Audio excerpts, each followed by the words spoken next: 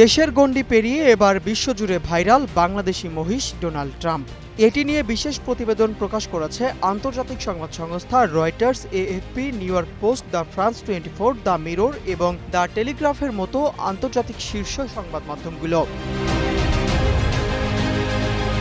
বাংলাদেশের পশুর হাটে ক্রেতাদের দৃষ্টি কাটতে বড় পশুর নাম রাজনৈতিক নেতা বা সেলিব্রিটিদের নামে রাখার যে সংস্কৃতি বা অনলাইন উন্মাদনা তৈরি হয়, রয়টার্স তাদের প্রতিবেদনে সেই দিকটি বিশ্লেষণ করেছে। নিউ ইয়র্ক পোস্ট রসিকতা করে কমান্ডার ইন বিফ বলে সম্বোধন করেছে। তাদের প্রতিবেদনে বলা হয়, 4 বছর বয়সী এই সোশ্যাল মিডিয়া তারকার সোনালী চুলগুলো দেখলে মনে হয় এটি যেন খোদ মার্কিন প্রেসিডেন্টের নিজস্ব নাপিত দিয়ে ছাঁটা হয়েছে।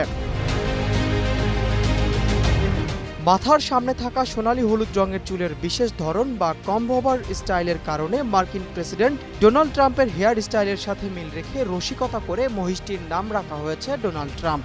4 বছর বয়সী এই শান্ত প্রকৃতির মহিষটির ওজন প্রায় 700 কেজি। খবরটি বিশ্বব্যাপী ছড়িয়ে পড়ার পর মহিষটির মালিক জিয়াউদ্দিন মৃধা এএফপিকে দেওয়া সাক্ষাৎকারে জানান, তার ছোট ভাই মহিষটির মাথার চুল দেখে শখের বশে এই নাম রেখেছিল। তিনি আরও উল্লেখ করেন, ট্রাম্পের সাথে মহিষটির মিল কেবল চুলেই সীমাবদ্ধ। স্বভাবের দিক থেকে মহিষটি অত্যন্ত শান্ত ও ভদ্র। স্বভাবের দিক থেকে মার্কিন ট্রাম্পের সাথে মিল না থাকলেও ওজনের দিক থেকে কিন্তু বাংলাদেশের এই ট্রাম্প বেশ ভারী। প্রতি কেজি 550 টাকা লাইভ ওয়েটে ইতিমধ্যে বিক্রি হয়ে যাওয়া এই মহিষটি প্রমাণ করল, নামের ট্রাম্প হলে বাজারে তার দাম থাকবেই। আসল ডোনাল্ড ট্রাম্প আমেরিকার প্রেসিডেন্ট নির্বাচন নিয়ে টেনশনে থাকুন আর না থাকুন, বাংলাদেশের খামারি জিয়াউদ্দিন কিন্তু ট্রাম্পকে ভালো দামে বিক্রি করতে পেরে বেশ ফুরফুরে মেজাজে আছেন।